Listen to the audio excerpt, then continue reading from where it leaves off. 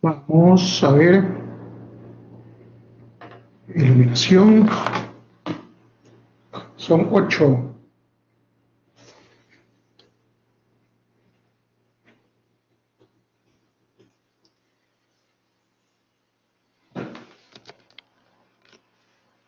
Ahí me ven. Hola, profe, buenas noches. Sí, Sí, buenas noches. Hay 9 personas conectadas, ok, empezamos. Preguntas sobre el día de ayer. ¿Quedó claro los compromisos?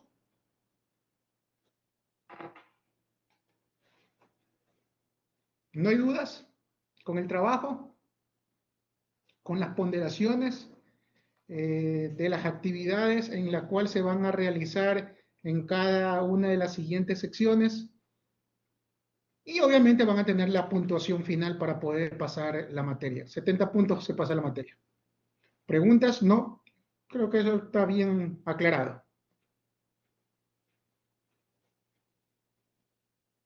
¿Sí? Bueno, no hay inquietudes. Ahora sí, vamos. Vamos al tema del marco conceptual de la gestión de riesgos. Las estrategias en tópicos de riesgos empresariales. Pero debemos primero definir qué es un riesgo. Alan, para usted, ¿qué es un riesgo?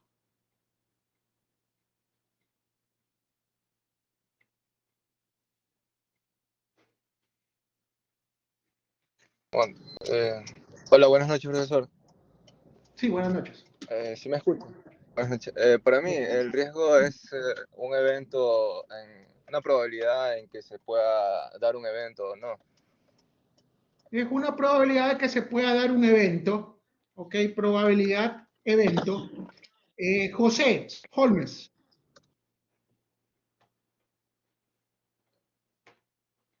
buenas noches. ¿Se me escucha? perfecto. ¿Cómo estamos, profesor? Dígame. Para usted, ¿qué es un riesgo? Es tal vez una contingencia, Una una proximidad de un contingencia. daño. Una contingencia, proximidad a un daño. Muy bien, sí, probabilidad de ocurrencia. Eh, una contingencia, aproximación de un daño. Muy bien. Eh, este curso es, este curso es de bastantes hombres, ¿no? Abel Espinosa. Hola, buenas noches. Abel, Abel, sí. ¿cómo está, profesor? Muy buenas noches. Para usted, ¿qué es un riesgo? El riesgo es una posibilidad, alguna eventualidad que debería ser controlada para minimizar algún impacto de un resultado o de un evento. Es una probabilidad que debe ser controlada, ¿verdad? Para Sí. mitigar un impacto. Ajá. Sí, están bien. Sí. Aproximación, probabilidad, contingencia, daños, impactos, eh, tratar de controlar, tratar de mitigar. Ok, sí, estamos bien. Gerson Pérez, Hola, mister, buenas noches. ¿para usted qué es un riesgo? Buenas noches. Bueno, como lo han dicho ya mis compañeros, eh, creería que podría ser como que una definición un poco más concreta de que podría ser una posibilidad de que ocurra algo, pero como en otras materias ya nos han dicho, tal vez un riesgo no siempre va a ser negativo, sino que, por ejemplo, tomarme el riesgo de hacer algo me puede llevar a grandes resultados. Entonces, este evento, como bien es cierto, hay que tomar o aplicar ciertos controles para poder mitigarlo en caso de que un impacto, o sea, en caso de que pase algo, el impacto no sea tan grave y así poder controlarlo. Para mí eso es el riesgo. Ok, sí, básicamente con un mix de todo lo que ha dicho su compañero, la probabilidad de eventos que hay que controlarlos, que hay que mitigarlos para evitar algún tipo de amenazas, algún tipo de pérdidas. ¿Ok? Y por último, Kevin, chica. Buenas noches, mister. Sí, a mi consideración concuerdo con mis compañeros. Para mí el riesgo es una probabilidad de que ocurra algo o no. Y concuerdo con lo que dijo mi compañero anterior. El riesgo puede ser tanto positivo como negativo. Sin embargo, hay que Ya, tener ok. planes para poder combatirlo, por decirlo así, para que el riesgo no sea Ya, alto. para que el riesgo no sea alto. Perfecto, sí, aquí ya viene otra terminología. Puede ser un riesgo positivo, pero a ver, Raúl, puede ser un riesgo positivo. ¿Y cuándo puede darse una situación positiva si un riesgo de alguna manera perjudica, direcciona negativamente los objetivos? Porque riesgo, la palabra riesgo se escucha a nivel empresarial y, ¿sabes qué? No, eso no debe ser así. Vámonos al tema del control, vámonos al tema de mitigación. Es una amenaza, el riesgo es una amenaza. El riesgo es una distorsión a los objetivos empresariales que no vamos a alcanzar. ¿Sí? Entonces aquí ya vienen otras terminologías positivas. Pues bien, según los estándares de la ISO 31000, gestión de riesgos, lo define de la siguiente manera. Es un efecto de incertidumbre sobre los resultados, sobre los objetivos. Tres palabras. Efecto de incertidumbre sobre los objetivos. Efectos. Los efectos pueden ser mediante eventos positivos o mediante eventos negativos que están inmersos, que subyacen a una incertidumbre. Incertidumbre que se puede dar por un tema aleatorio, ¿sí? Que obviamente el riesgo nunca se lo elimina, siempre va a estar latente. Al riesgo se lo mitiga. Existe una incertidumbre aleatoria que está influenciado por asuntos de la naturaleza, ejemplo, un terremoto, un tsunami. Entonces, si nos vamos ya a nivel de políticas de Estado, factores exógenos que no dependen directamente de la variable, que están determinados por temas tecnológicos, por temas políticos, por temas de innovación. Entonces, a ver, incertidumbre, también a nivel endógeno, a nivel interno, por un desconocimiento por parte de la persona que maneja o que está a cargo en un determinado departamento, en una determinada área. También puede ser una incertidumbre sujeta a hechos históricos, un cambio de ciclo expansivo a ciclo contractivo. Si nos vamos desde el punto de vista financiero, que ya vamos a ir viendo, desmenuzando paulatinamente, la curva inversa de tipos o la inversión de curva de tipos, donde de alguna manera me define la curva de tipos en cada uno de los periodos, la fecha de vencimiento de los bonos con su interés correspondiente. ¿Cuándo se genera la curva inversa de tipos? Cuando la curva se aplana. Y significa el cambio de la política monetaria que va a adoptar un determinado país. Punto de referencia, la FED, la Reserva Federal de los Estados Unidos, con esta juerga de el cambio de los tipos de interés. Sube, baja. Obviamente esa curva de tipos definido a corto plazo, ¿sí? Con la fijación paulatina por parte de la Fed. Mientras que la de largo plazo es la proyección de cómo ve el mercado con los tipos de interés.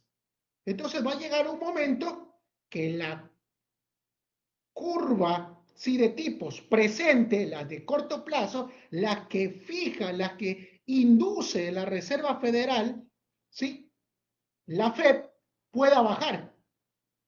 mientras que las de largo plazo están subidas.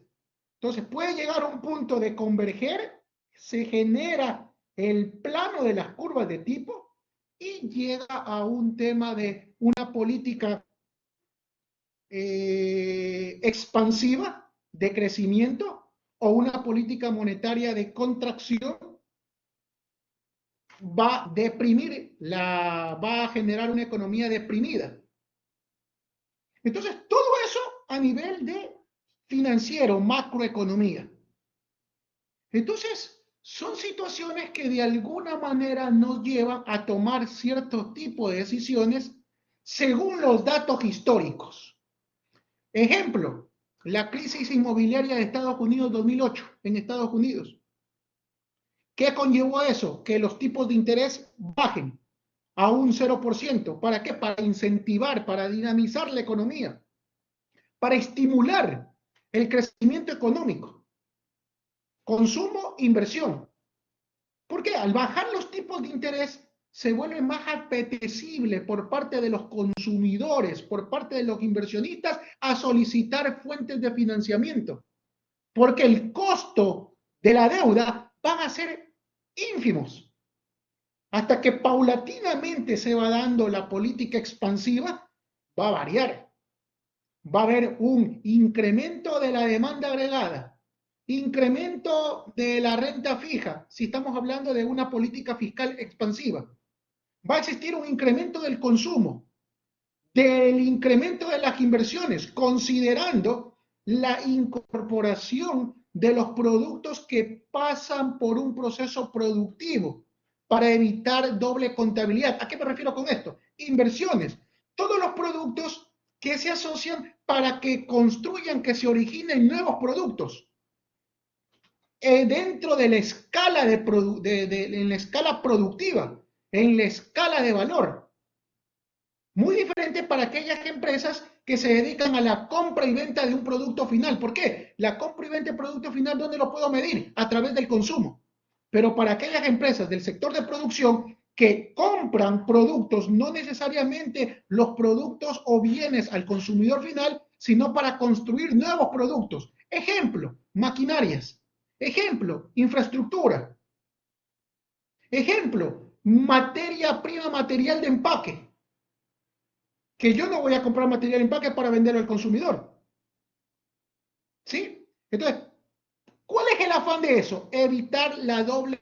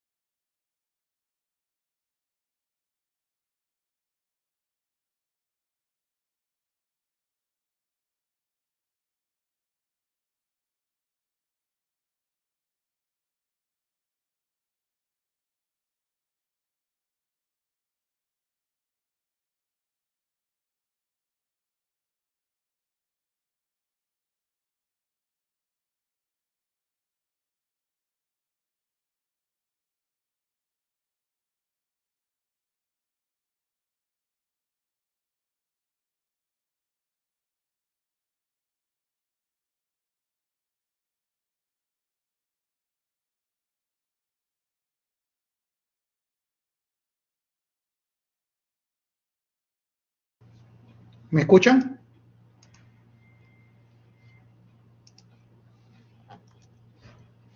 Sí, profe. Buenas noches. Sí, no sé qué pasó con la computadora.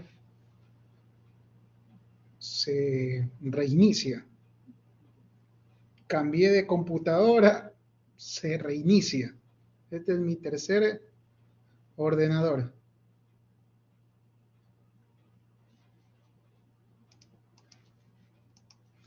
Raro está. Esta computadora.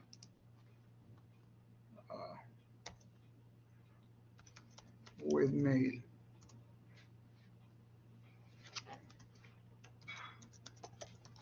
Esperen por favor un momento para bajarme las láminas y poder proyectar.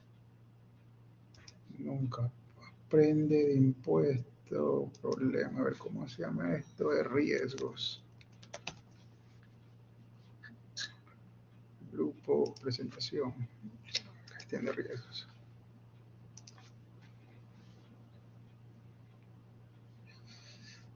Y attack, ok, pack, cerrar. Esto vamos a compartir pantalla. Gestión de riesgos. Caramba. Título de evento para compartir.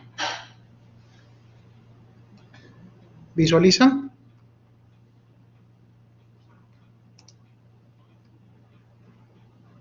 Sí, se puede visualizar, mister.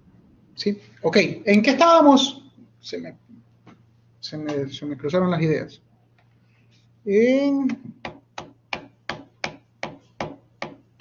¿Quién me puede ayudar? ¿En qué estábamos?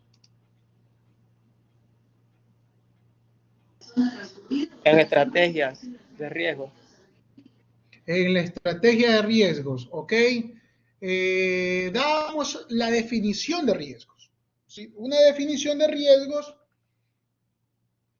que de alguna manera estábamos hablando sobre las variables exógenas. En estas variables exógenas dependía en gran medida, en algunos países, dependiendo de la política expansiva o una política contractiva que haya adoptado el país en el manejo de su política monetaria. Luis.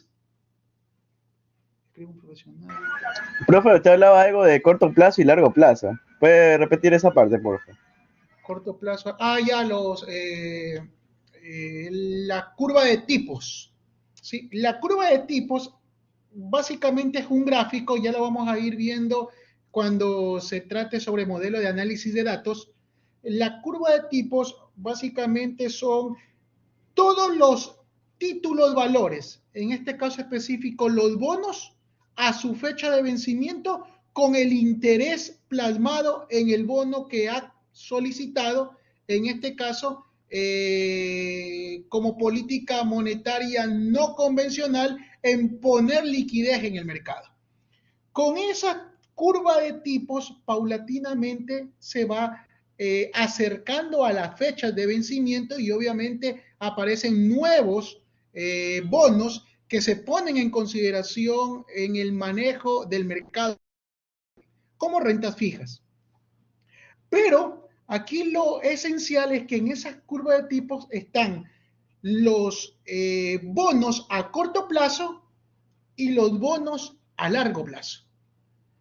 Cuando se genera una curva inversa de tipos es cuando los de corto plazo, tasas de interés que están sujetas a la política monetaria actual, según lo que establece la FED, la Reserva Federal de los Estados Unidos, ¿sí? Y con los de largo plazo, que son los tipos de interés a esa fecha de vencimiento. Los de largo plazo, por lo general, son las perspectivas, las proyecciones, las expectativas que tiene el inversor con los tipos de interés cuando lleguen a su fecha de vencimiento a largo plazo. Obviamente no van a ser iguales. ¿Por qué? Porque la FED actual puede tener una tasa de un 5.25%. Y a futuro puede tener una tasa del 1, del 2%. Entonces, va a llegar un punto que eso va a converger, se va a aplanar la curva de tipos y se vuelve lo inverso. Cuando sucede esa situación, cuando se aplana la curva de tipos, en promedio, año y medio, 2 años y medio, ya entra un proceso de recesión económica. Y eso es lo que se está viendo en la actualidad, que la FED cada vez que se reúne ha aumentado los tipos de interés, en específico el año 2022, marzo del 2022, con 0.25 o 25 puntos porcentuales. Luego de 2 meses, 50 puntos porcentuales. Y así sucesivamente hasta llegar a 5.75 puntos porcentuales. ¿Esto qué ha originado? Que los bancos, ¿sí?, al tener en su cartera ciertos bonos que lo compraron en su debido momento como renta fija, cuando hubo la pandemia, se genera esa distorsión de pérdidas no ejecutadas o las pérdidas que están en el balance en razón de que el mercado sobre esos bonos que lo compraron en su debido momento ya no tienen el valor nominal. En razón, y aquí voy a hacer un paréntesis, desde el punto de vista financiero, a nivel del mercado bursátil, bonos, renta fija, la rentabilidad del bono es inversamente proporcional al precio del bono. Raúl, ¿qué significa eso? Si incrementa el precio del bono, disminuye mi rentabilidad. Viceversa, si baja el precio del bono, incrementa mi rentabilidad. ¿Quién estipula el precio del bono? El mercado secundario, donde existen inversores, personas naturales, donde existen sociedades, donde existen fondos de inversión. ¿Ok? Pero eso lo vamos a adentrarnos más adelante cuando analicemos el riesgo de inversión. Pero esto también forma parte de un análisis a nivel macroeconómico. ¿Qué es lo que tengo que hacer para poder invertir gestionando todos los riesgos correspondientes? También sirve para de alguna forma canalizar mi estrategia a nivel empresarial. Si estamos en un ciclo contractivo, ¿qué significa eso? Va a existir recortes de personal, va a existir baja de la demanda, van a existir posiblemente cuellos de botella por el manejo de la política en materia de comercio exterior, las exportaciones. Puede también existir un problema de un conflicto bélico entre Rusia, Ucrania, Taiwán, China, ¿sí? Guayana con Venezuela, Rusia, que también quiere de alguna forma captar cierto poderío a nivel de Sudamérica, Estados Unidos, conflicto económico con China. O sea, tantas situaciones que a nivel geopolítico puede repercutir en la estrategia de negocio, que hay que tenerlo presente. ¿Ok? Y obviamente el juego o la juerga del aumento o la baja de los tipos de interés.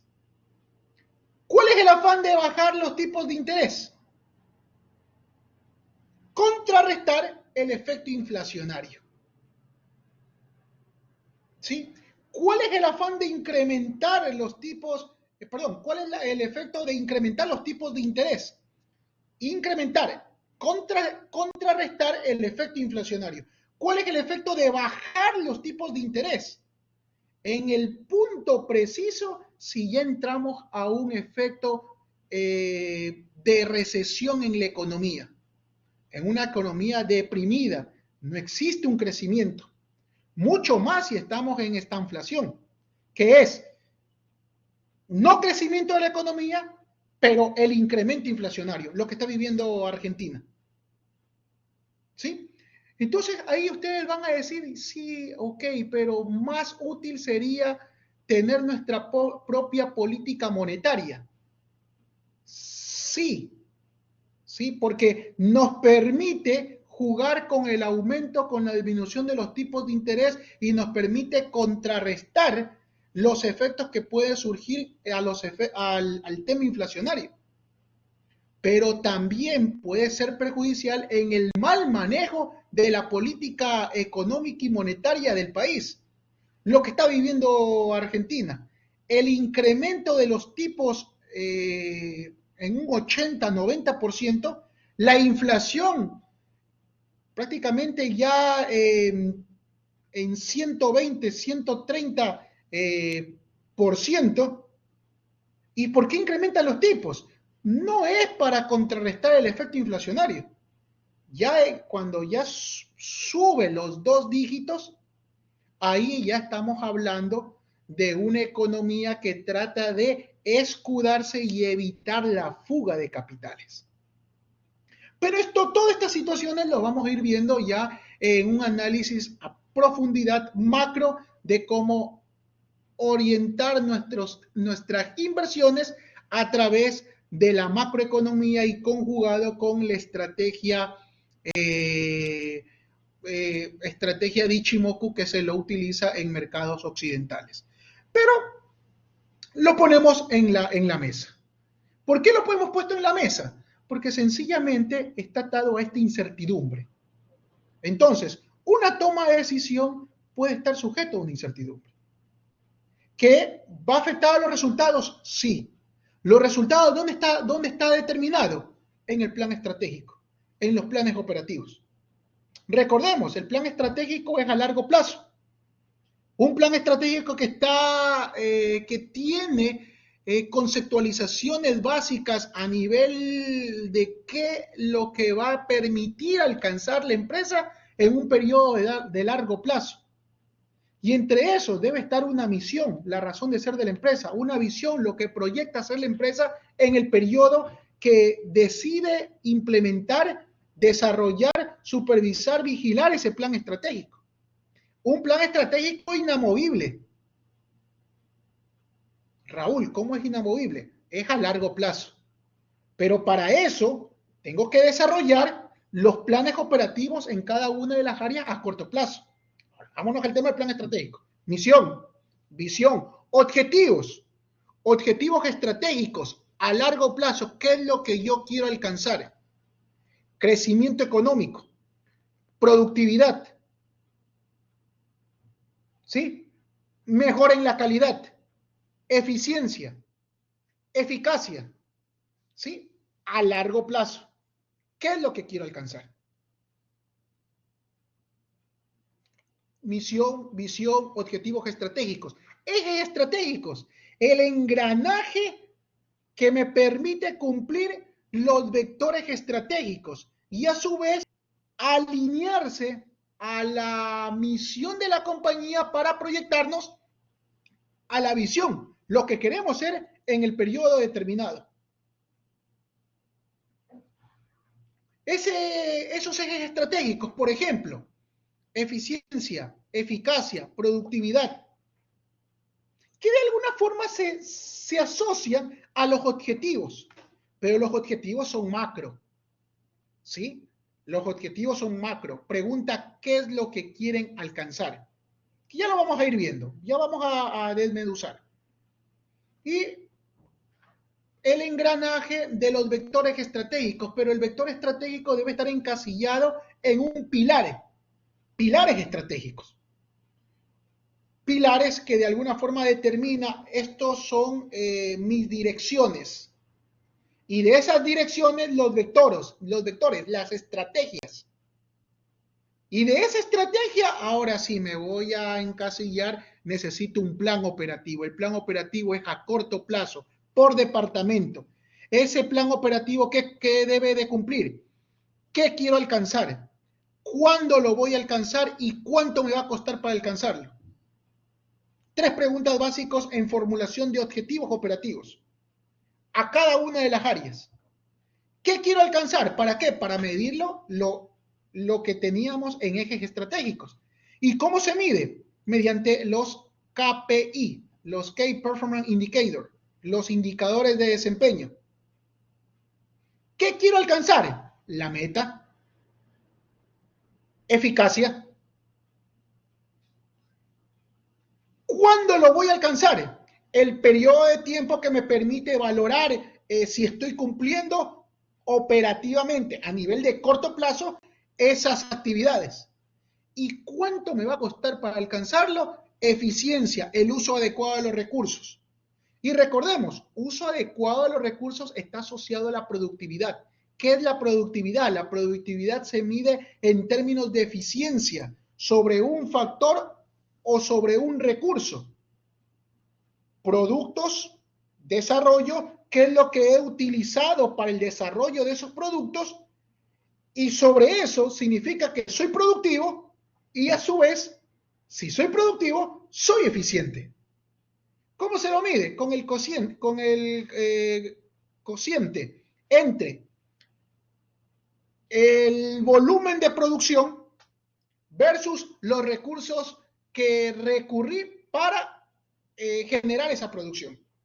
Y me da el indicador de productividad. Pero, a ver, Raúl, eso es muy relativo. No puede ser visible. Sí, lo entiendo, en ciertos departamentos. ¿Cómo cuáles, Raúl? Pongamos el ejemplo de atención al cliente. Yo, Raúl González, al momento de medir la productividad de cada uno de los funcionarios, no puedo decir si es productivo o no. Debo necesitar otro tipo de herramientas. ¿A qué se debe eso? Yo no puedo decir que una persona de atención al cliente atiende a 3 clientes de una forma satisfactoria y otra persona atiende a 20 clientes, pero con una calificación que lo ha otorgado el cliente como pésima. Entonces tengo uno que me atiende 20 clientes, pero de una forma pésima, y tengo otro que me atiende a 3 clientes, pero de una forma satisfactoria. ¿Cuál es la herramienta esencial para determinar la productividad de esas personas, de lo que es del servicio que está dando versus los recursos que ha utilizado para brindar ese servicio? La herramienta es una encuesta de satisfacción al cliente. ¿Sí ven? Entonces la productividad muchas veces no se las puede medir solo con una división, un cociente entre las unidades de producción versus los recursos necesarios para generar esas unidades. No necesariamente. Ahora, ¿cómo yo mido el tema de la eficacia? Eso sí se puede. La eficacia, ¿cómo lo mido? Meta ejecutada dividido para la meta planteada, la meta programada. Determino porcentualmente, y eso multiplicado por 100, determino el porcentaje de eficacia, el cumplimiento de la meta. Si es superior al 100%, estoy cumpliendo la meta. Por encima de lo previsto. Y que eso puede ser bien. Ahora, también habrá que ver cuál fue la meta, si la meta no es realista en términos absolutos o en términos relativos en una determinada área en la cual está siendo objeto a valoración. La eficiencia, uso adecuado de los recursos, atado a un presupuesto por lo general. ¿Cómo lo mido? Presupuesto ejecutado dividido para presupuesto planificado. Si es un presupuesto superior a 100, me estoy excediendo al presupuesto. Está mal el presupuesto, no fue debidamente analizado, consensuado con cada una de las áreas, o en su defecto, se gastó por encima. Estoy cumpliendo la meta, pero no estoy utilizando adecuadamente los recursos. No soy eficiente y mucho menos voy a ser productivo. ¿Sí captan la idea? ¿Y eso cómo lo estoy midiendo? Con el plan operativo. En otras palabras, a ver, Raúl, entonces, ¿qué es lo que debemos de realizar? Para la gestión de riesgos, incluso COSO lo determina, la formulación de objetivos, dentro de la componente de valoración de riesgos, la formulación de objetivos, identificación de eventos de riesgo, análisis de eventos de riesgos y respuesta al riesgo. La formulación de objetivos, ¿sí? Aquí es donde parte un plan estratégico mediante una estrategia a nivel de organización, pero esa estrategia se inicia en un plan y luego desemboca en cada una de las áreas los planes operativos.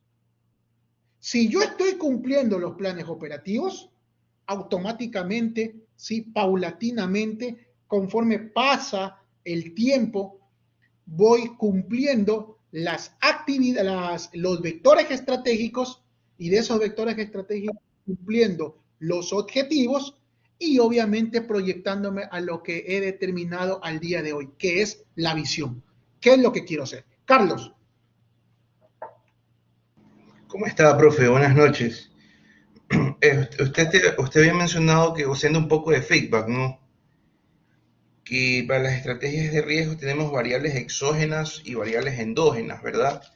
Entonces, correcto. Las variables exógenas serían todo lo que depende de la política monetaria del país y factores macroeconómicos externos. Eventos externos que no dependen de las variables que pueden ser fácilmente controlables por la organización. Una variable endógena sería el plan operativo. Una variable endógena es un plan de operativo, una variable endógena es los departamentos en materia de tecnología de información, ataques de ciberseguridad. Una variable endógena son los controles, ¿sí? Lo que yo está en mi alcance para interferir que ese evento no suceda. Gracias, profe. ¿Sí? Entonces, una vez que hemos contemplado estos temas, ahora sí, vámonos a lo general. ¿Qué es riesgo?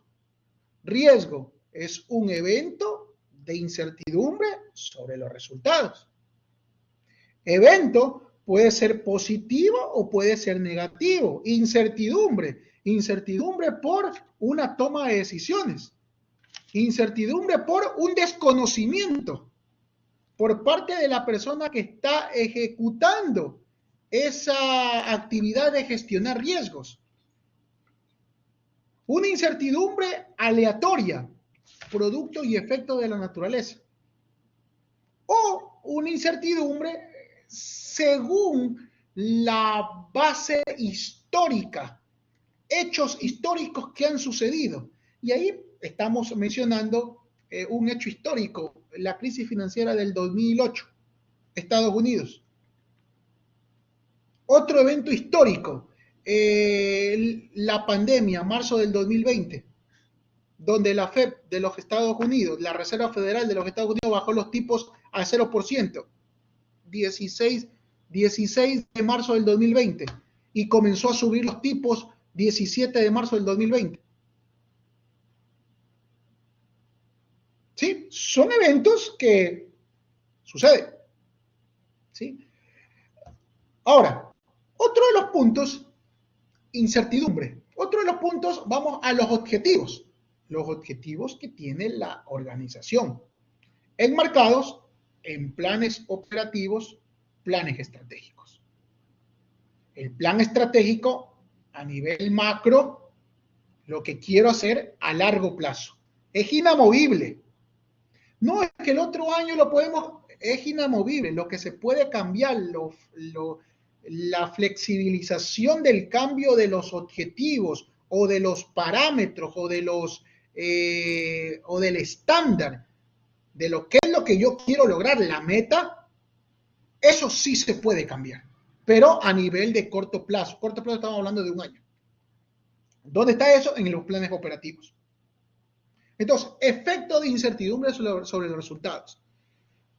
Riesgo, ¿sí? Efecto de incertidumbre sobre los resultados pueden ser lo que dijo dos de sus compañeros, pueden ser positivos o negativos. Raúl, ¿cómo es eso? Puede ser negativo que me perjudica a los resultados del ejercicio. Ejemplo, ¿sí? Ejemplo, se me ocurre, ya, un tipo de negocio que vende productos, ¿ok? Oh, sorpresa, aparece lo que...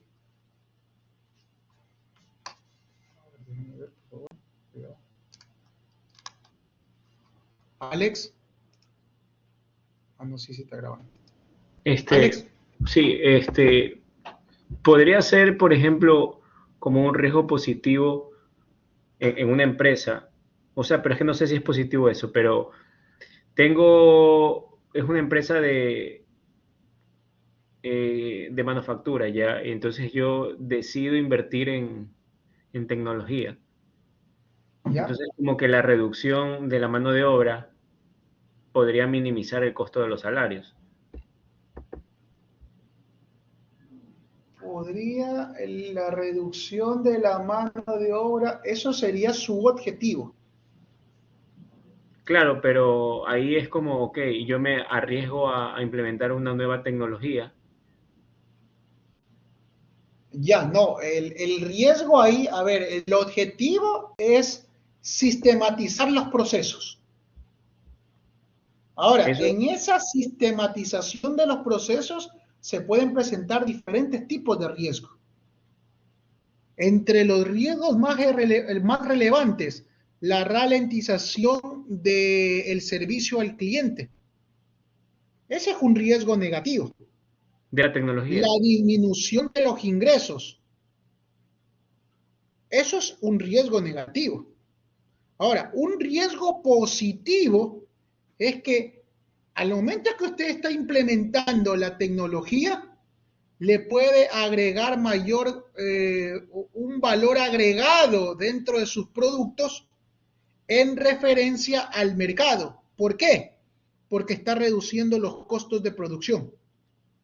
El producto se vuelve más barato, más competitivo, usted reduce el precio delante de sus competidores y puede acarrear la compra masiva de sus productos. Puede existir un riesgo positivo en ese sentido, pero también tiene el riesgo negativo de que se ralentice el servicio al cliente.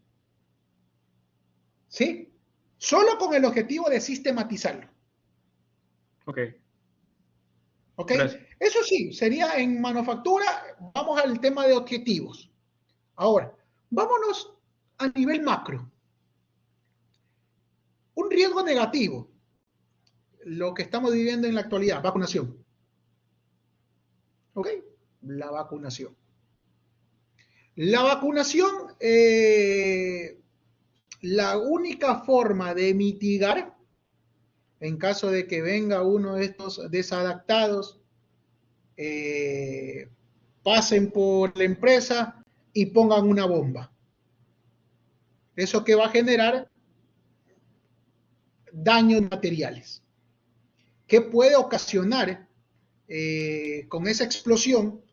Si es en una bodega con cierto material delicado y que se puede incinerar fácilmente, puede causar que pierda mi materia prima. Se me ocurre. Entonces, existe riesgo. Ahora que está el tema de la vacunación. ¿Cómo yo puedo mitigar ese riesgo? Controles internos, cámaras.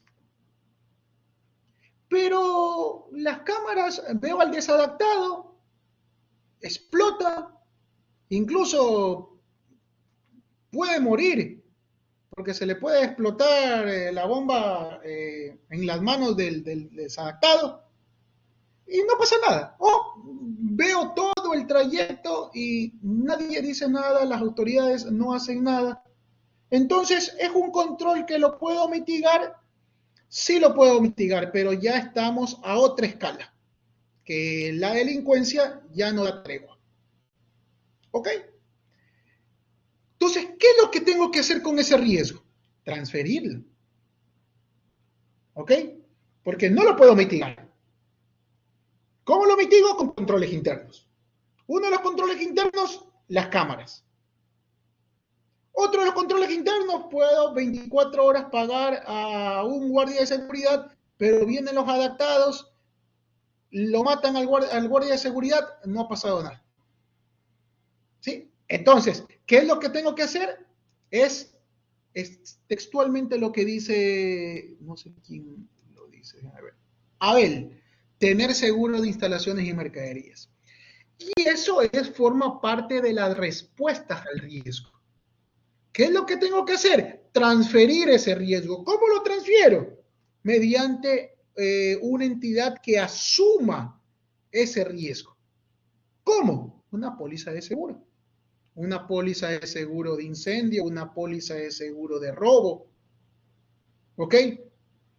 Incluso a nivel interno para bajar la prima, otra bodega para transferir productos y no solo tenerlos en una cesta. Se me ocurre. Sí, depende de la cadena de logística que se tenga para hacer las transferencias de ese producto. ¿Ok? Entonces, ese sería un riesgo negativo. Ahora, riesgo positivo. ¿Ok? Riesgo positivo, vámonos al otro lado. Un riesgo positivo, aquella empresa de seguro, ¿sí?, que está viendo este tema de la vacunación, de la extorsión, y decide ampliarse a sectores que comúnmente no están brindando servicios de seguridad. Entonces está dando una ventaja competitiva ante sus competidores directos e indirectos en ampliar su gama de productos. ¿Ok? Existen ese tipo de riesgo, pero sí, y es un riesgo positivo. Entonces, pero la forma de resolver o tener algún tipo de respuesta a riesgos positivos distan mucho a la respuesta de un riesgo negativo. ¿En qué sentido, Raúl? Las respuestas ante eventos negativos tenemos mitigar, transferir, aceptar y evitar. Mitigar a través de controles internos. Transferir, otra entidad que asume ese riesgo en caso de que se concrete y se presente el siniestro. Aceptarlo cuando es un riesgo, desde mi punto de vista, que lo voy a aceptar. Apetito del riesgo, que ya lo vamos a ir explicando qué es apetito del riesgo, qué es capacidad del riesgo. ¿Ok? Y el otro es evitarlo cuando el riesgo es alto. Es muy alto, la probabilidad es alta, el impacto es alto. Entonces, ¿qué es lo que tengo? ¿Sabes qué? Evítalo. Hay que ver la forma para que de alguna manera, que en caso de suscitarse, de concretarse, de suministrarse, tenga el plan correspondiente y de poder solventar mi cadena de valor para ofrecer los productos al mercado. Que ya lo vamos a tratar. ¿Ok? Eso es muy diferente a los riesgos positivos. ¿En qué sentido? Los riesgos positivos, la respuesta está mejorar, ¿sí?, mejorar el tipo de riesgo, aceptarlo, compartirlo, explotarlo. Entonces estamos hablando el tema de compartir. Mira, ¿sabes qué? Tenemos este nicho de negocio, este nuevo producto, podemos aprovechar el mercado, nos podemos extender, es un riesgo positivo, es una oportunidad a la vista, pero no tengo todos los recursos. Genero una alianza estratégica con otra organización para poder brindar ese producto o ese servicio al mercado. ¿Sí me explico? Entonces ahí lo estoy compartiendo. Ahora, explotarlo. Tengo un flujo de caja positivo. en la cual está dentro de los rubros de inversiones. Pero si saco ese rubro de inversiones, hago la inversión para la canalización de un nuevo producto en materia de seguridad. Perfecto, explótalo. Tienes todas las cualidades, tienes toda la experiencia, tienes todos los recursos para poder ampliarte en el mercado. ¿Ok? ¿Quiénes toman ese tipo de decisión? ¿Quiénes están más propensos a identificar este tipo de riesgos en oportunidades? La junta directiva. Porque ellos ven el macro del negocio, ellos están analizando las variables endógenas, las variables exógenas de mayor prioridad que de alguna manera pueda afectar al giro del negocio. Entre esas pueden ser leyes, resoluciones, entre esas pueden ser las variables macroeconómicas. ¿Sí?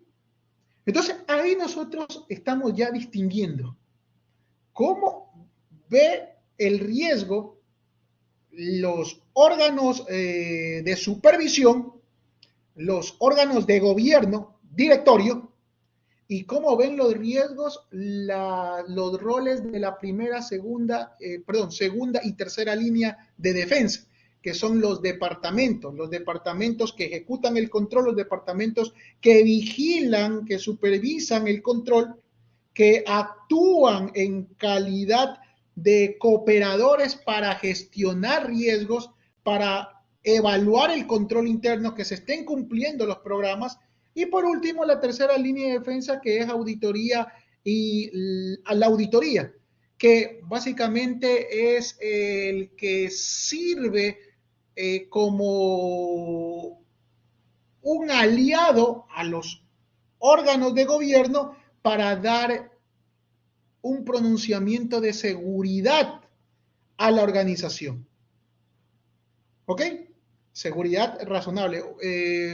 Una seguridad en normas de aseguramiento a la organización, en un enfoque integral a la organización. ¿Ok? Entonces, estamos ya armando todo el rompecabezas de cómo, con una definición tan sencilla, eventos, efectos de incertidumbre sobre los resultados. Que estas tres palabras encasillan mucho más de lo que comúnmente nosotros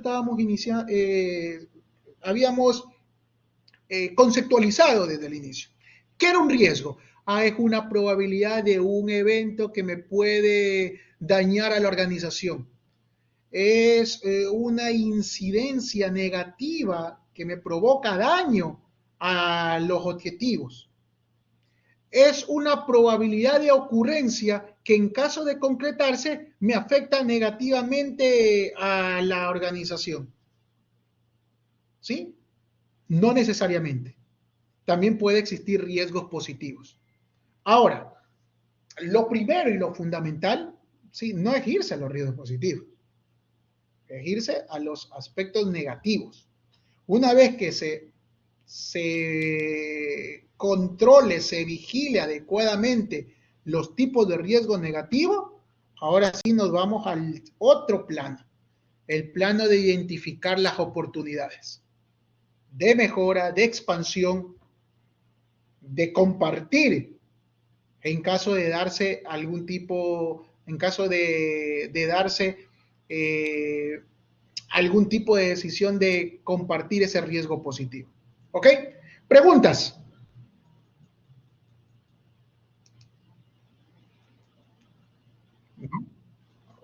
Entonces, a ver. Luis, Alón. Profe, bueno, yo iba más al tema práctico, en el tema de gobierno, que le falta liquidez, obviamente. Okay. A su opinión, ¿qué sería lo mejor? ¿Aplicar los bonos a corto plazo o a largo plazo para tener más liquidez? A ver, ¿en qué sentido? Digamos, el gobierno necesita plata. Entonces, ¿ya? Digamos, si emito bonos a largo plazo con una tasa de interés fija, bueno, tendría directamente ya el financiamiento, pero bueno, y congelaría también la tasa de interés. ¿Eso beneficiaría al Estado, pues, o no? Ya, A ver, desde un punto de vista de política monetaria, ¿sí? Y aquí me voy a, porque ya lo vamos a tratar en el módulo número 4. La política monetaria pueden ser dos, la política monetaria convencional y la política monetaria no convencional. La política monetaria convencional es la que fija los tipos de interés a corto plazo, lo que usted está conversando. Y la política monetaria no convencional es la que inducen a los tipos de interés a largo plazo. Ahora bien, dentro de esa política monetaria no convencional existe el quantitative easing.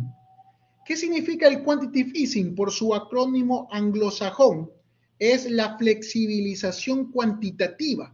¿Qué significa esto? Es inyectar dinero a la economía a través de la compra de bonos, los que emite el Estado, hipotecarios o corporativos, los que emiten la empresa. Entonces, básicamente, el Banco Central, ¿sí?, prende su maquinita, comienza el dinero, la emisión monetaria, la oferta monetaria, y las inyecta a la economía a cambio de títulos, instrumentos financieros, y va a estar plasmado en el balance del Banco Central.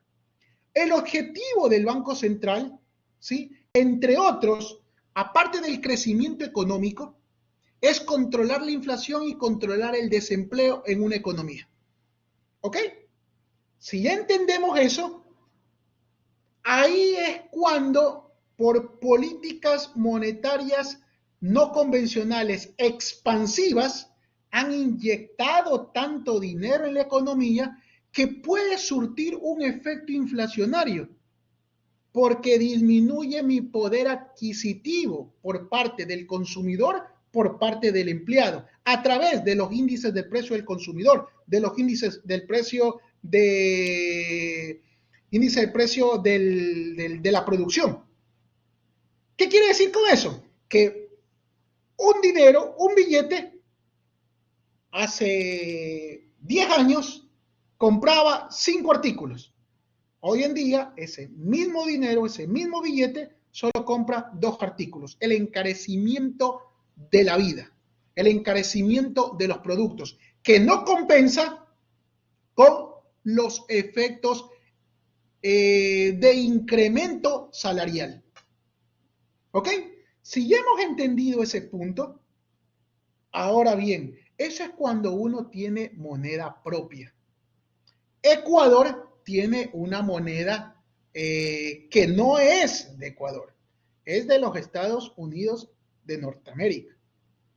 Es una moneda que de alguna manera, si lo vemos desde un punto de vista geopolítico, geoeconómico, es una moneda que tiene bastante peso en todas las transacciones a nivel global.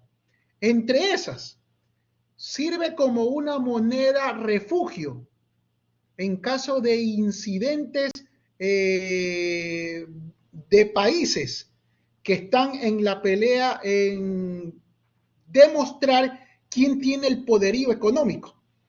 60% aproximadamente de todas las divisas que se manejan en el mundo, existe esa moneda refugio por parte de los inversionistas acerca del dólar. 1, 2, las transacciones comerciales. Las transacciones comerciales de diferentes países oscila en un 65% con la divisa del dólar. Ahora, Raúl, es verdad que Estados Unidos, si vemos el tema del endeudamiento, el endeudamiento en Estados Unidos en comparación con el PIB representa aproximadamente 130%. ¿Cómo puede ser que un país teniendo un 130% de deuda en términos relativos en comparación con el PIB pueda tener un crecimiento económico? Sencillamente porque Estados Unidos es una de las potencias, forma parte del G7, Estados Unidos tiene esa libertad de una política monetaria que a partir de los primeros inicios del año 1970, 1971, 1972, sobre los tratados de Bretton Woods. ¿Qué significó? Que ya quitan la paridad del dólar versus la divisa del dólar versus el oro. ¿Qué significó? Que tranquilamente yo puedo imprimir, puedo acelerar, puedo incrementar la masa monetaria, la oferta monetaria en la economía sin la paridad de tener oro que me respalde. Pero eso no significa que Estados Unidos va a quebrar. Eso no significa, incluso el último evento, en julio de este año, llegaron a un punto de entrar a un default crediticio. ¿Qué significa este default crediticio? Que todos los tenedores de los bonos al momento de llegar la fecha de vencimiento no podían cobrar su dinero, ¿sí? De la compra de bonos que lo realizaron en su debido momento. ¿Qué es lo que hizo con el Congreso de los Estados Unidos? Subir el techo de la deuda, ¿sí? Luego, posteriores meses, 1 o 2 meses, la calificación crediticia fue reducida, pero después fue recuperada.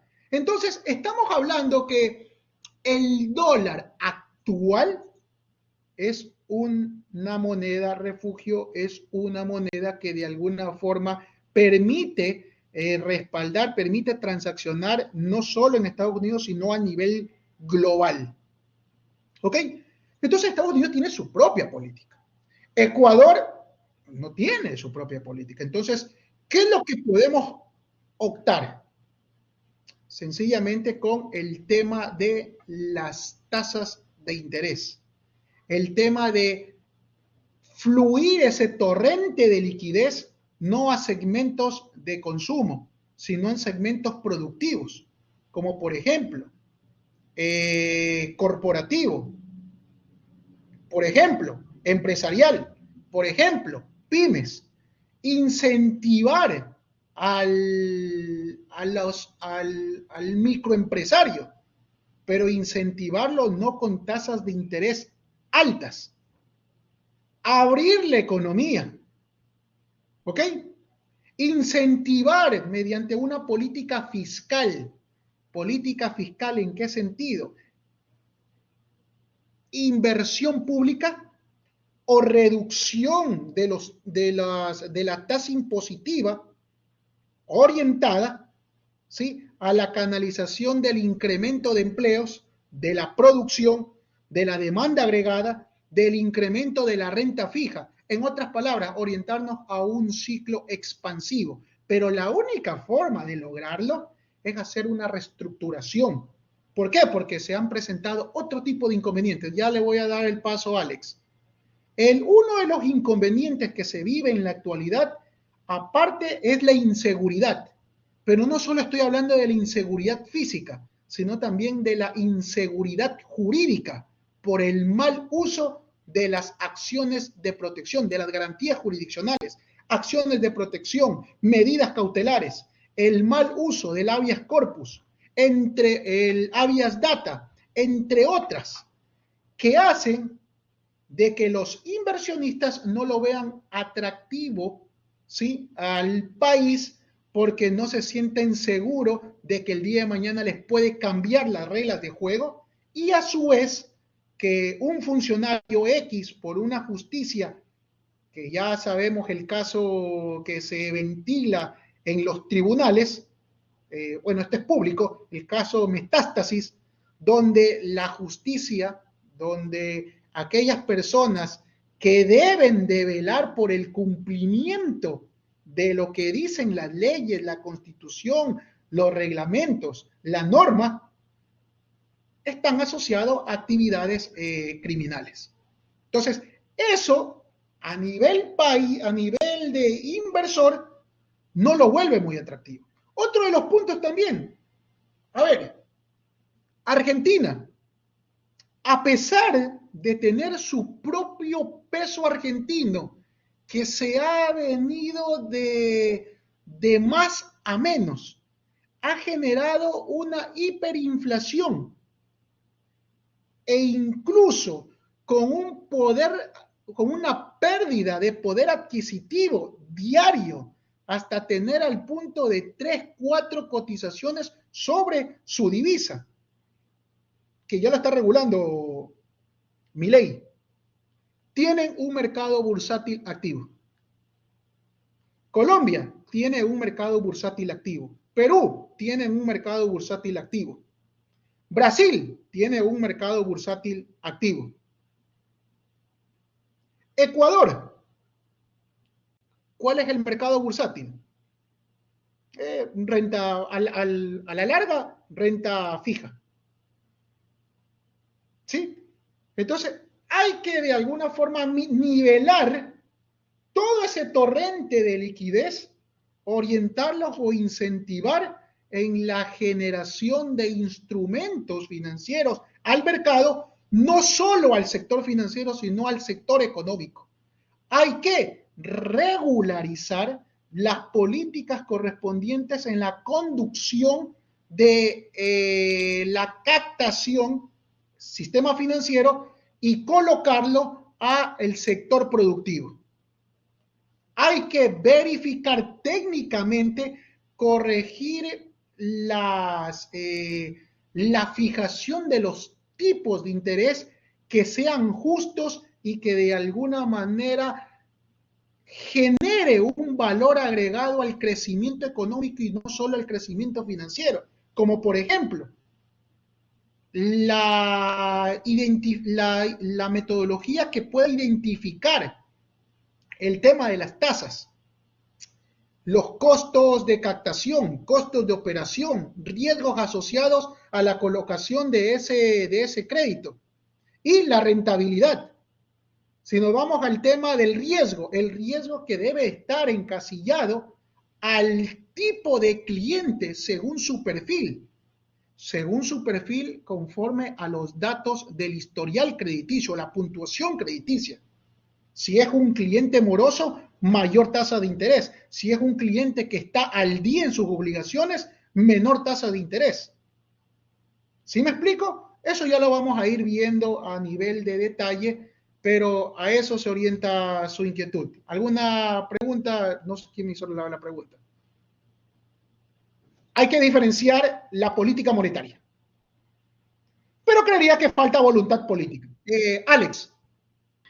Profe, no, es que quería que si pudiera repetir esta parte que habló sobre la paridad y sobre el caso de Estados Unidos, si es que entendí bien, que ellos habían impreso, o sea, dinero y no causó inflación, porque yo sabía que igual o imprimes dinero para, porque a veces el billete como que se daña, entonces ahí tienes que cambiarlo, pero el tema del dinero siempre es bajo la producción o bajo los respaldos de oro. Ya, no puedes imprimir dinero por así. Ya, vamos al tema de la antonomasia del dólar. ¿En qué sentido? Segunda Guerra Mundial, año 1946-1948, hubo los tratados de Bretton Woods. Estos tratados de Bretton Woods de alguna forma establecieron, en resumen, en pastillas, de que exista una moneda, una divisa para el intercambio en todos los países. ¿Sí? Que esta divisa tenga un sustento con la paridad de oro. Si yo voy a emitir una oferta monetaria a la economía, cada dólar estaba respaldado con oro. Onzas de oro, gramos de oro, como ustedes lo quieran denominar. Y es por eso que se crean dos estamentos, dos multilaterales, dos organismos que de alguna forma tienen bastante injerencia en los estudios económicos y en el manejo de la economía, que es el Fondo Monetario Internacional y el Banco Mundial. ¿Ok? A partir de los años, hasta llegar al año 1971, si mi memoria no me falla, se deja o se hace referencia al Tratado de Bretton Woods de ya no que existe esa paridad entre dólar y oro. En otras palabras, solo depende de la Reserva Federal de los Estados Unidos a través de su política monetaria no convencional de poderle inyectar dinero a la economía siempre y cuando así lo determine y también acorde a las variables macroeconómicas que se viva en ese momento. Desde ese entonces, si vamos a ver el tema de la evolución económica, los modelos para el crecimiento o políticas expansivas de crecimiento de cada uno de los países desarrollados es conforme a la deuda. ¿Sí? Todos los países están endeudados. Todos los países que los tenemos como modelos en temas económicos, en temas de crecimiento, en temas tecnológicos, en temas de innovación, en temas de desarrollo sostenible, crecimiento económico, están endeudados. Y les invito, o lo vamos a ver en el modelo, en el apartado 4. Japón. Japón tiene el nivel de deuda versus el Producto Interno Bruto para que sea una variable comparable con cada uno de los países. El Producto Interno Bruto mide el crecimiento económico de cada país, que está conformado por consumo, inversión, gasto público y comercio exterior, exportaciones netas. Japón tiene 230%. ¿Ok? Estados Unidos, 126, 130%. Y así podemos ir verificando. Y eso ustedes lo pueden comprobar. Aquí, la página que pueden hacer este tipo de acotaciones es Trading Economics. A ver.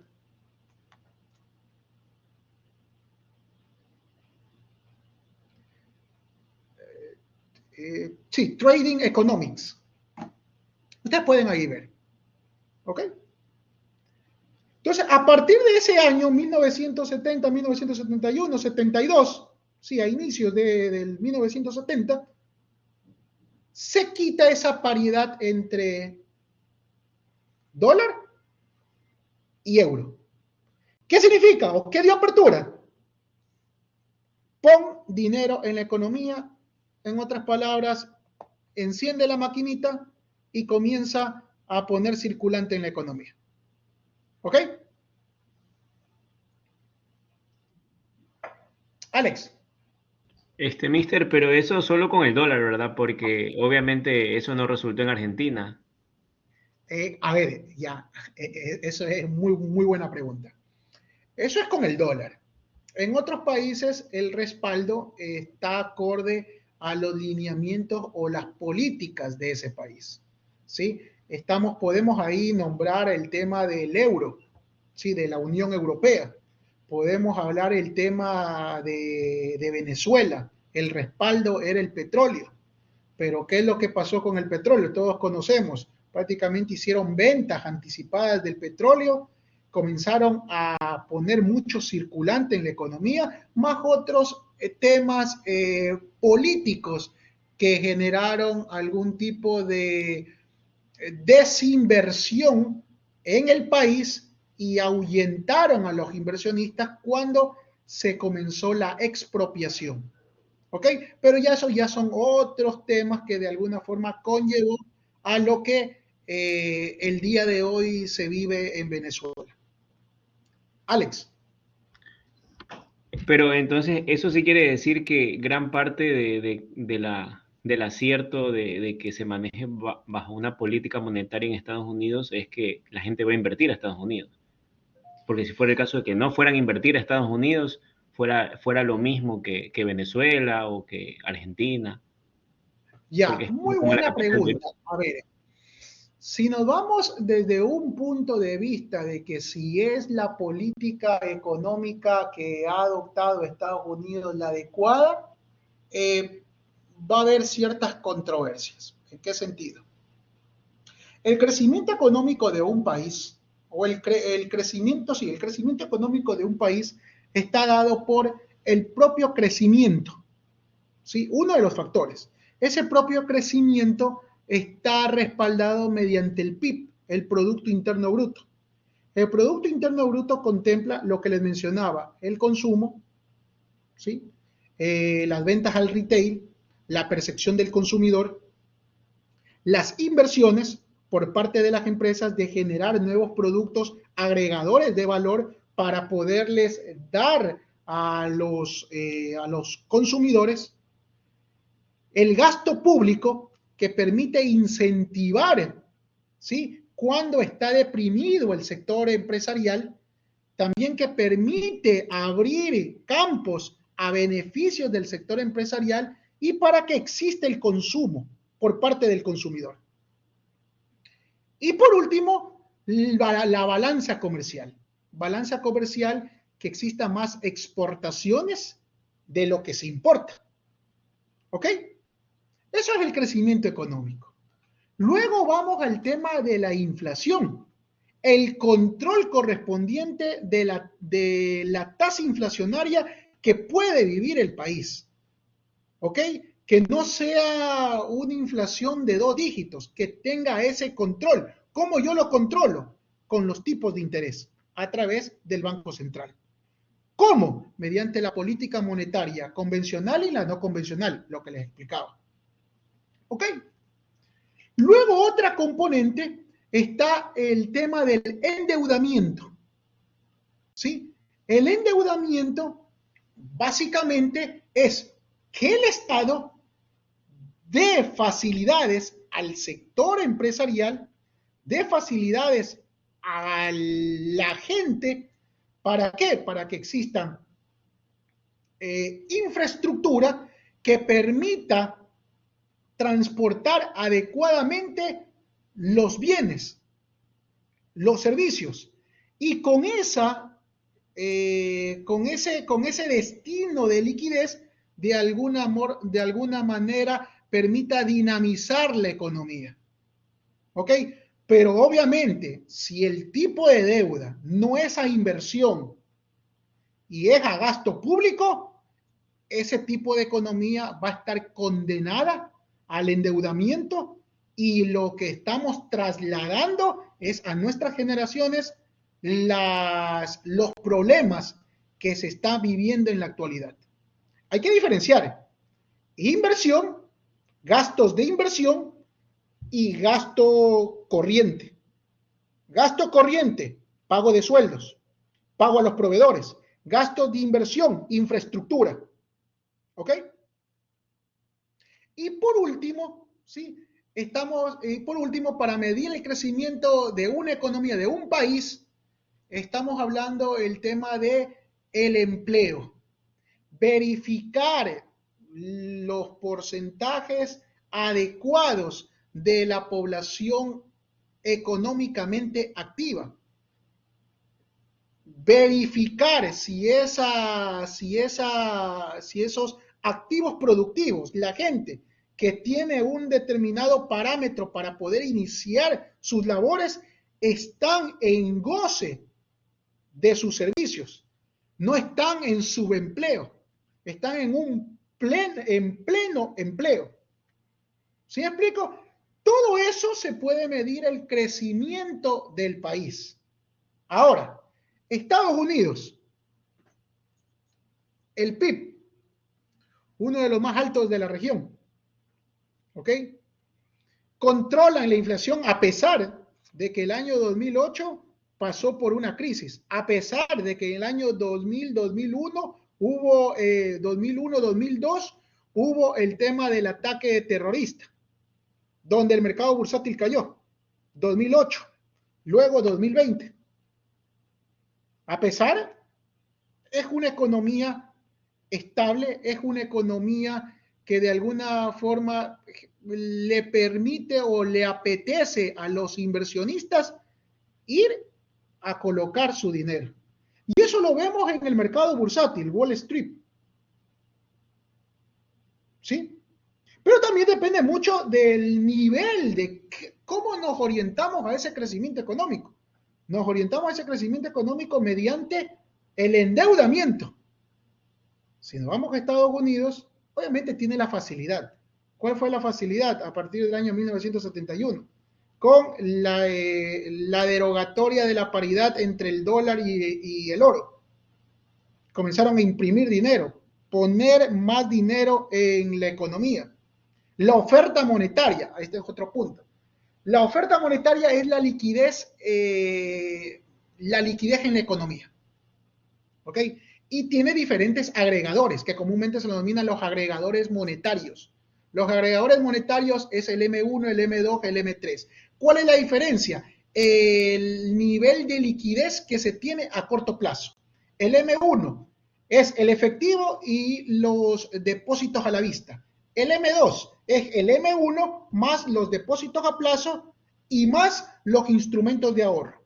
Y el M3 es el M2 más otros tipos de instrumentos y deudas a largo plazo. ¿Ok? Entonces, la forma de poder medir, de poder analizar de cómo del circulante que existe en la economía es en el M1, el de corto plazo, y el M1, 2, 3, el M3 a largo plazo. ¿Para qué me sirve el M3? La perspectiva que tienen los inversionistas a largo plazo en la liquidez que está en la economía. ¿Ok? ¿Respondido a su pregunta? Sí, profe, gracias. Listo. Es un tema bien amplio, ¿sí? Es un tema bien amplio que poco a poco se va a ir absolviendo cualquier clase de inquietud que pueda surgir. Si estoy hablando muy rápido o si no entienden algo, no hay problema. Yo me detengo, trato en lo posible de orientarlo para que ustedes tengan pleno conocimiento y de cómo se maneja. Luego, cuando ya veamos el tema del riesgo de inversión Ichimoku, he tenido los casos de experiencia que se pierden las personas por la terminología y también por todo lo que converge al analizar un mercado. También vamos a tener ciertos tiempos de repaso con el lenguaje común que se maneja en la gestión de riesgos. Por ejemplo, ya he nombrado apetito del riesgo, que ya voy a definir más adelante.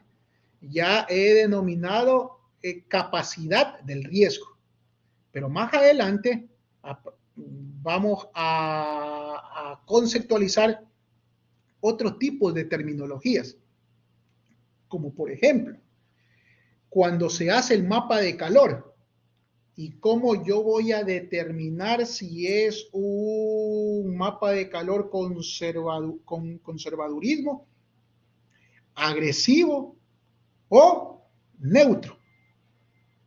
¿Cómo? Mediante la adversidad del riesgo. ¿En qué consiste la adversidad del riesgo? A realizar un análisis adecuado de en qué momento aplico la diagonal para determinar los puntos o los factores o los cuadrantes que están sujetos a un riesgo alto, un riesgo medio y un riesgo bajo. Desde las categorías de conservadurismo, neutralidad o agresivo. ¿Sí? Eso es adversidad al riesgo, que ya lo vamos a ir explicando. ¿Ok? ¿Preguntas? Aquí estamos para aprender. Ahora, identificando las brechas. Aquí podemos ver en la abscisa de las Y, riesgos, y en la abscisa de las X, controles. A mayor abertura entre el riesgo y el control, se genera una brecha, y esa brecha hace de que se consuma ese riesgo, de que se presente el siniestro. Incluso puedo nombrar desde un punto de vista de auditoría forense. desde un punto de vista forense, la brecha existente entre la oportunidad y la aspiración se cultiva el fraude. El principio de la anomía de Emmeline Durkheim. A ver, Raúl, brecha existente entre la aspiración y la oportunidad se cultiva el fraude. ¿En qué sentido? Una persona que trabaja para una organización tiene aspiraciones de llegar o tener el crecimiento profesional. Mucho más si desarrolla un diplomado, si obtiene certificaciones, si rota por cada una de las áreas, conoce el giro del negocio, realiza mejoras para optimizar los procesos. Y la aspiración es llegar a la posición de gerente, la posición de jefatura. Vámonos, esa es la aspiración, vamos a la oportunidad. La oportunidad de esa empresa es que no tiene una buena cultura de gobernanza corporativa, no tiene una política de retención, de atracción de empleados, de la capacitación de sus empleados. No tiene una medida para expandir la estructura operativa de la organización. ¿Sí? No tiene un principio de cultura que de alguna manera me conlleve a que se actúe bajo unos códigos de ética de la organización. Entonces estamos hablando que ese tipo de compañía, ¿sí?, mete al azar, a la dedocracia, a cualquier persona. Ahí Emmeline Durkheim, la teoría de la anomía, que dice: la brecha existente entre la aspiración y la oportunidad se cultiva el fraude.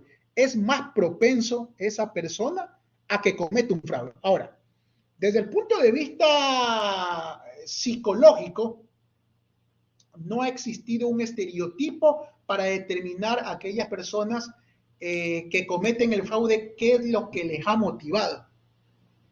Pero desde el punto de vista criminológico, ya se ha identificado ciertos factores comunes de los perpetradores del fraude. Y entre esos, un blanco accesible, un grupo de personas con un fin común y ausencias de controles internos. ¿Sí? Blanco accesible, un fin común de un grupo de personas y ausencia de controles internos. Existe desde el punto de vista criminológico estos elementos para que se consuma un fraude. Factores comunes. Pero más allá, Donald Creasy ha establecido ciertos elementos al consumarse un fraude, que comúnmente le denominó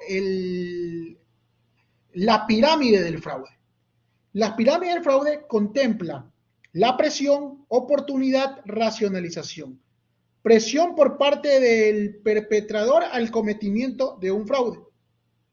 Oportunidad, la verificación, ¿sí?, de la ausencia de controles o el abuso, ¿sí?, que pueda surtir en un momento determinado para desviar la atención y aplicar otro tipo de teorías, como la teoría de la motivación delictiva, la teoría del ocultamiento por parte del perpetrador.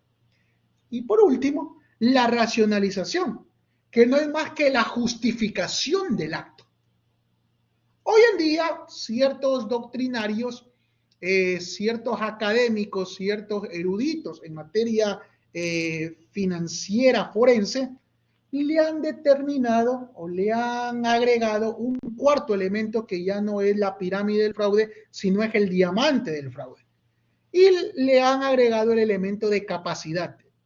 Puede existir la presión, puede existir la oportunidad, puede existir la racionalización, la justificación del acto, pero ya queda en manos del perpetrador si realiza o no lo realiza. Ahora, si nos vamos más allá, existen dos tipos de delincuentes, ¿sí?, de alta esfera, no los delincuentes de revólver que matan, que extorsionan. Y en eso establece dos tipos, el delincuente o el criminal de cuello blanco y el criminal de cuello azul. Todo lo que le estoy diciendo forma parte de riesgos, sí, pero desde un enfoque de auditoría forense. Los criminales de cuello blanco son aquellas personas de la alta sociedad que elitistas, clasistas, conocedores de diferentes tópicos, que muchas veces figuras públicas, que son los hilos conductores de la asociación o del grupo de criminales que hacen el lavado de dinero.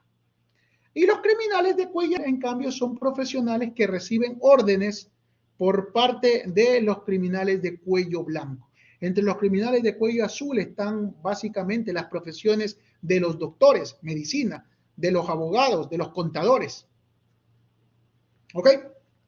Entonces, ese es el tema y lo asocio con el tema de las brechas. Riesgo, control. Mayor brecha, mayor probabilidad de que se ejecute ese evento. En otras palabras, que se presente el siniestro. Si se presenta el siniestro, se va a ejecutar, a materializar el riesgo. ¿Ok? Ahora, este es otro punto importante. El riesgo no es malo. Pueden existir riesgos buenos. Ojo. Pero muchas veces al momento de levantar esa información a cada una de las áreas, confunden el riesgo. El riesgo está sujeto a una probabilidad y a un impacto. Ese tipo de riesgo comúnmente se denomina riesgo puro. Va a estar sometido a un proceso de valoración de controles. ¿Para qué? Para obtener un riesgo residual. Este, a su vez, está sujeto, ¿sí?, a una respuesta al riesgo. Respuesta al riesgo, si es negativo, lo que les dije. Si es negativo, mitigar, evitar, transferir, aceptar. Si es un riesgo, mate. Si es un riesgo positivo, explotar, aceptar, compartir, mejorar. ¿Ok? Entonces, mientras mayor brecha, mayor probabilidad de ocurrencia o que se materialice ese riesgo. ¿Qué es lo que debemos de hacer? Es reducir esa brecha. ¿Cómo? Fomentando controles. Ahora, ustedes me van a decir, Raúl, pero ¿qué pasa si la probabilidad de ese evento es baja y el impacto es alto? ¿Qué debemos de realizar? La ISO 31000 establece dos particularidades. Y por favor, atención. Si la probabilidad es alta y el impacto es bajo, estamos hablando de un plan de mitigación del riesgo. ¿Qué significa ese plan de mitigación? Poner los controles correspondientes. Probabilidad alta, el impacto bajo. ¿Qué pasa si el impacto es alto y la probabilidad es baja? Ahí ya no estamos hablando de eventos de riesgo. Ahí estamos hablando de eventos disruptivos. Eventos disruptivos que me pueden perjudicar en las actividades operativas de la organización. Y en los eventos disruptivos no efectúo un plan de mitigación. En los eventos disruptivos aplico un plan de continuidad del negocio. Un plan de continuidad del negocio que de alguna manera me identifique los procesos claves, que me identifique el tiempo de reposición de la operación, que me identifique el tiempo máximo de interrupción, que me identifique otros indicadores que de alguna manera me permita hacer esa transición para la continuidad del negocio. Entre esos, los planes de mitigación, planes de recuperación del negocio, planes de restauración. los planes de mitigación, perdón, planes del manejo de la crisis, ¿sí? Que eso ya lo vamos a ir detallando más adelante. Entonces, tengo dos formas aquí. La ISO 31000 me dice. Si son eventos disruptivos, plan de continuidad del negocio. Si son eventos de riesgo, plan de mitigación. Luis. Profe, ¿podría dar un ejemplo del disruptivo, del impacto alto y probabilidad baja? Ya, excelente. Disruptivo. Un terremoto. Disruptivo, que se lo tenía programado por el mes de julio-agosto, el fenómeno del Niño. ¿Sí? Son eventos que su probabilidad es bien baja, pero el impacto puede repercutir a la operatividad de la organización. ¿Qué es lo que conlleva a eso? Que la organización esté preparada. ¿Para qué? Para restaurar las operaciones, para operar a los mínimos recursos posibles y atender la demanda y no cerrar las operaciones. ¿Ok? Y para eso se debe seguir una serie de procedimientos. Dentro de las series de procedimientos debemos de tener presente los requisitos que forma parte de la ISO 22301, que ya la vamos a explicar a mayor detenimiento en el transcurso de las jornadas. ¿Ok? Ahora, un evento que debe estar sujeto a un plan de mitigación, un riesgo, cartera morosa o morosidad de la cartera. Eso es un riesgo.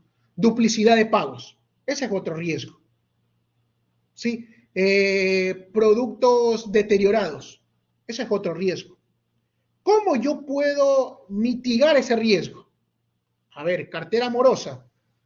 Uno, al momento de colocar el crédito, si es una institución financiera, o al momento de otorgar un crédito, si es una entidad empresarial, debe de hacer un modelo de valoración crediticia que al menos contemple la situación financiera y económica del solicitante, el prestigio del solicitante, la antigüedad del solicitante.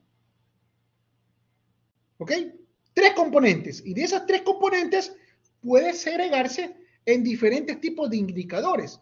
Situación financiera y económica, por ejemplo, la liquidez de la compañía. El retorno sobre los activos de la compañía. El nivel de endeudamiento de la compañía. La rentabilidad de la compañía. Si estamos hablando de prestigio, por ejemplo, se me ocurre confirmaciones a bancos, a proveedores, a empleados, a clientes, a revistas, el tema de Google, revistas, artículos, cuál es la percepción de esa empresa en la economía. ¿Para qué? Para que al momento que yo le estoy dando un crédito, ¿sí? No se me vaya a volar. Otro plan de mitigación, una vez que dé el crédito, darle la supervisión en el reintegro de esos valores a cambio de ese producto que compró el cliente. ¿Cómo? Ejemplo, se me ocurre, matrices de transición, el modelo de Markov. Ejemplo, se me ocurre, llamadas para agilitar la gestión de cobranza con los clientes. Ejemplo, se me ocurre, verificar la política de crédito de cada cliente y compararla con la rotación de la cartera. Sí, ventas dividido para las cuentas por cobrar. Ese es el índice de rotabilidad. 360 lo divido para ese indicador, me da el número de rotación diaria de la cartera. ¿Qué significa? Cada cuántos días esa cartera se me convierte en efectivo y equivalentes de efectivo. Se me ocurre, eso lo debo de comparar para evitar un problema de liquidez con la rotación de los proveedores y verificar la política de pago de los proveedores. Si la política de pago de los proveedores es mayor que la política de crédito de los clientes, voy eminentemente a tener un problema de iliquidez. ¿Preguntas?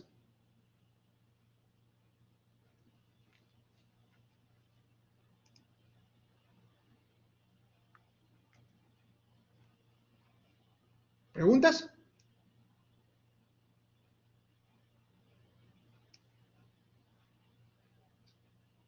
¿No?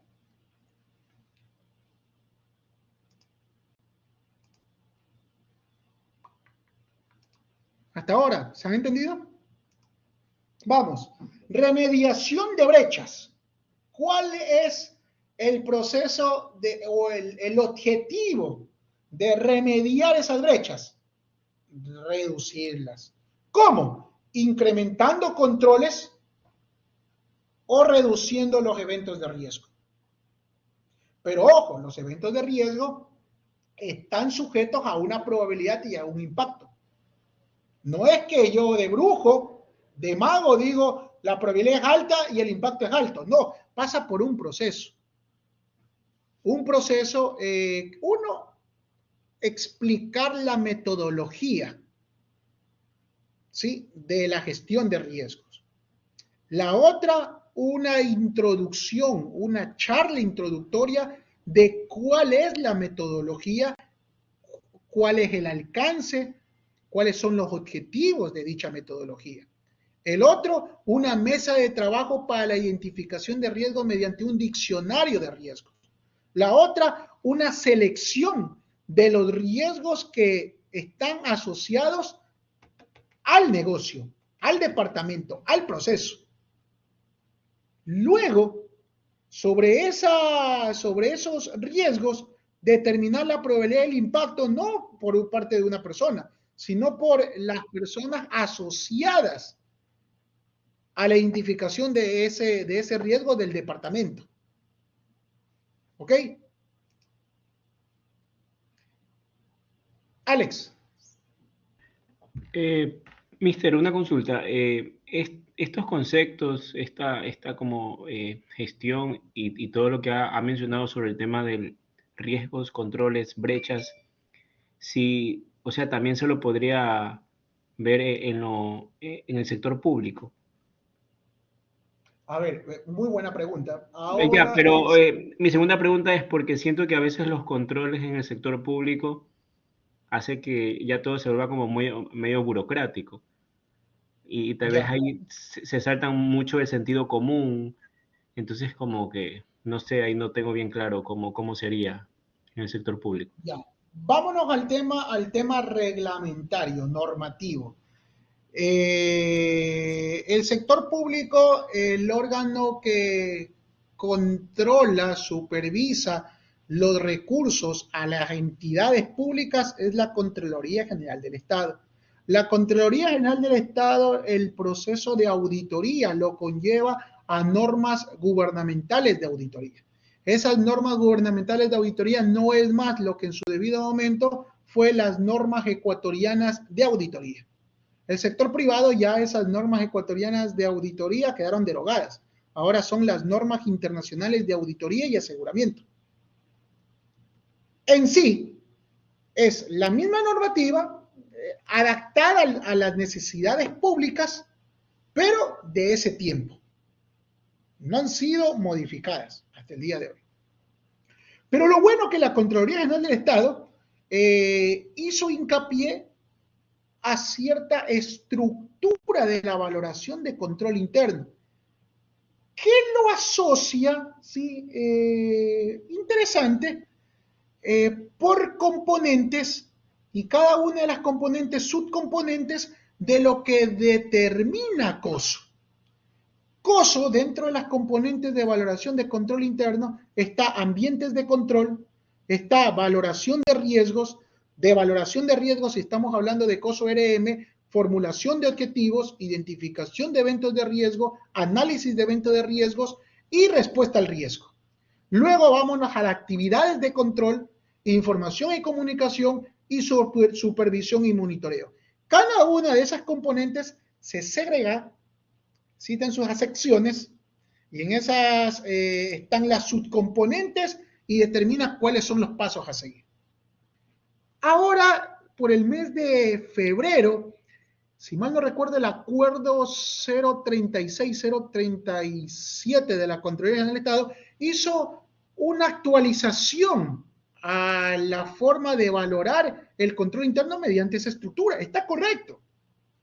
Sin embargo, aquí el problema radica es, uno, la falta de capacitación de los funcionarios; dos, de la inseguridad jurídica que vive el Ecuador; tres, de que por tener una normativa obsoleta, anticuada,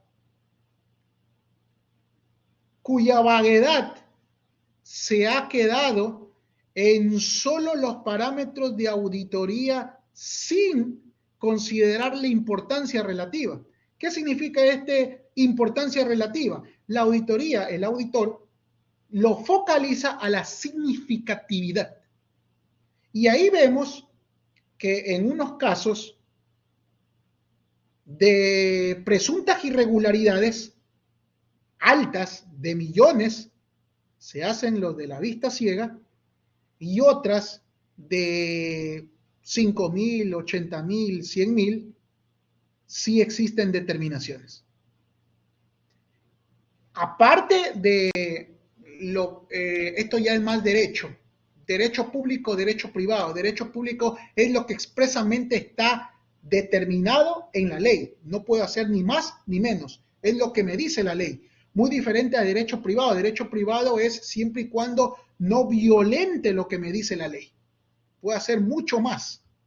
En derecho público es lo que está determinado en la ley. Y en lo que está determinado en la ley existen ciertas condicionantes que puede incurrir en la caducidad de la determinación, o que no se haya cumplido el debido proceso, o que se haya violentado principios constitucionales como el derecho a la contradicción, el derecho de igual de armas, el derecho de la notificación, el derecho a la seguridad jurídica, el respeto a la seguridad jurídica.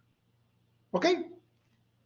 Y como obvian esos temas, las determinaciones de las auditorías quedan como un saludo a la bandera. Eso es lo que pasa, eso es lo que se ha visto en el sector público. ¿Ok? Ahora, aquí Ecuador tiene las mejores normativas. Esto no es un problema de normativas. Esto no es un problema de mientras más leyes, mejor. Vámonos a Estados Unidos. ¿Sí? Estados Unidos, la Constitución, nosotros ¿cuántas constituciones hemos tenido que realizar? La del 98, la del 2008, ha existido enmiendas a ciertos apartados de la Constitución. ¿Ok? El problema no es la metodología. El problema es quién ejecuta esa metodología. El problema es, ¿se tiene capacitación para poder ejecutar esa metodología? El problema es, ¿hay voluntad política para pedir cambios estructurales en temas económicos, financieros, en temas de control? Esas son las interrogantes. Y eso también es lo que se ve o lo que se proyecta o lo que se percibe por parte de los inversores. ¿Ok? Esa es. ¿Alguna pregunta adicional? No, profe. ¿Listo? Bueno, son 9:59. Hemos avanzado ¿cuántas? En estas 2 horas. 2 diapositivas y gráficos. Ya, el día de mañana continuamos. ¿Preguntas? Los he visto muy callados. Eso me preocupa. ¿Sí? ¿Están entendiendo? ¿O es un monólogo esto? Bueno, ya Oscar se va a dormir. No, sí está claro, profe. Le pasé un correo en la mañana. Ah, ok, ya voy a ver, pero no me ha llegado. Creo que el de la U es, ¿verdad? El de la U es, creo que envió. Ya lo voy a verificar. Sí, ya lo voy a verificar. Entonces, mañana nos vemos 8 de la mañana. Creo que Nicole, tengo un acto social mañana. Qué bien. Lo felicito. Y me desocuparé al mediodía. No hay problema. Si hacemos taller en la mañana, pierde el taller. No hay problema con eso. Ya, entonces, mañana nos vemos, Oscar, mañana nos vemos al mediodía. Creo que mediodía, ustedes han tenido clases presenciales, no recuerdo la verdad. Creo que el día de mañana es el almuerzo. ¿A qué horas es?